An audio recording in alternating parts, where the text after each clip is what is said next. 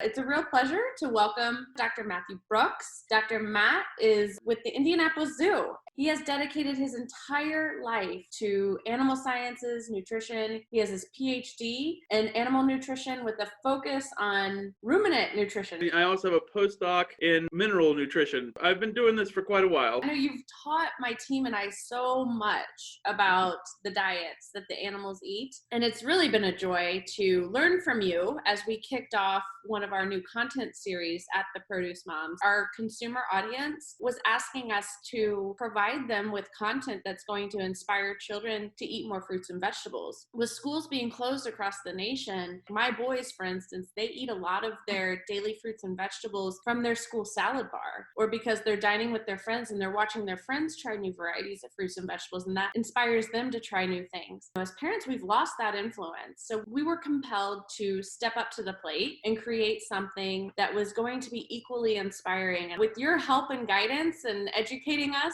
that we've really put together something special with our Eat Your Fruits and Vegetables Like Your Favorite Animal content series. Share with us how important fresh produce is in your job. It is one of the most vital things that we have at the zoo because we have so many different animals and most of them eat some kind of vegetation in some way. We have to have a good and dedicated produce source. These animals can't survive without it. It's been very vital for us to be able to keep fresh produce on grounds to keep our animals healthy. It's just as important as any other being out there that needs these things. I'm blown away with some of these statistics that are part of the daily diets for different animals. Everybody's got the big Rubbermaid type totes. Each day, just one area could take up to 6 of those totes full of produce for some of the animals. You sit there and think we could fill 2 of those up easily with greens for just one area. When we talk about buying your little baby carrots or that are 1-pound bag, we send out 25-pound bags of full-size carrots. 60-pound case of celery is a lot of celery.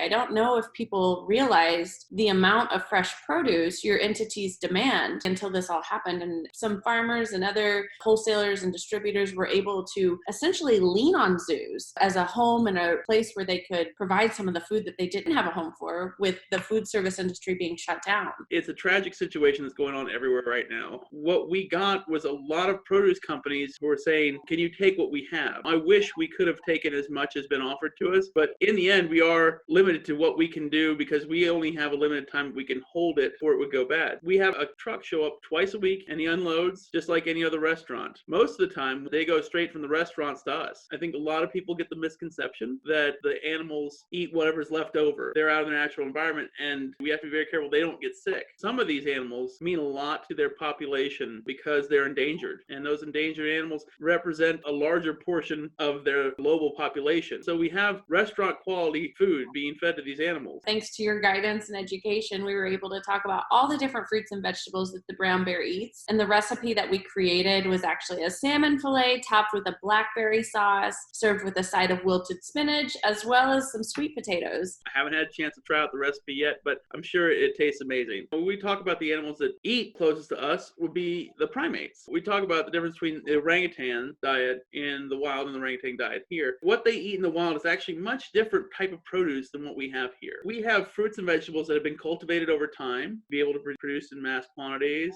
You have your Honeycrisp apples and your Red Delicious. Even the banana is one that was definitely cultivated over time. The animals in the wild are eating uncultivated fruits. The biggest difference that a lot of the fruits here in the U.S. that are cultivated and the ones in the wild is that the sugar content is a lot different. What we consider a fruit in the U.S., a fruit there would be more what we consider a vegetable here. You have to make sure that you get lower bricks content foods for your zoo animals. Higher protein, higher fiber, and a different fat profile. Very close to us, at least in what they eat, and it's because they're omnivore, are the bears. They eat a lot what we eat because their bodies are built for it. Ones that share habitats can also eat similarly too. So if you look at the orangutans, share habitats with sun bears in the wild, and the sun bears eat very similar things. Both animals are actually very solitary animals. They don't live in groups. They'll eat the fruits and then they'll eat whatever they come upon, the vegetables that they have out there. It's really an interwoven situation with all of them about how they've evolved digestively. And we as humans, primates ourselves, have evolved in the same manner. I'm so glad that you have been willing to share your knowledge with me and my team on this topic. This is a content series that we literally just kicked off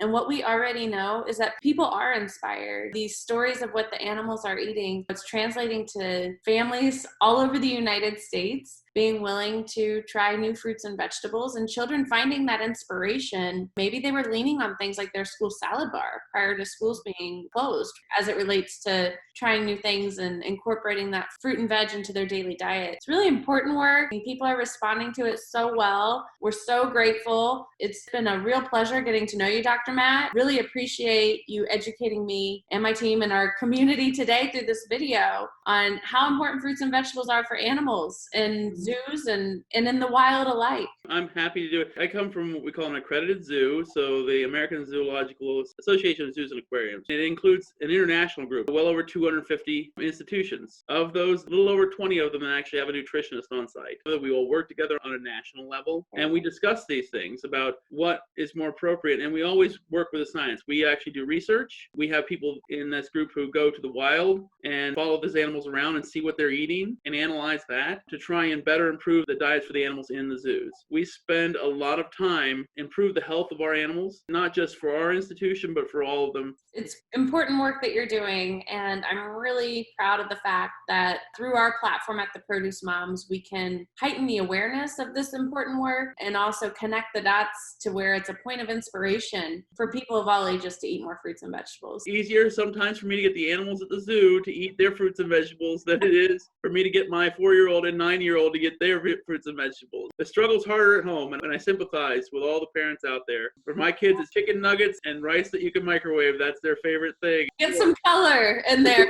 right? Exactly. We thank you for your dedication. It's a noble cause. We join you in the quest of getting people and animals to eat more fruits and vegetables. So thank you, Dr. Matt, for being our guest today. We look forward to continuing this great work. I'd love to talk to you guys again.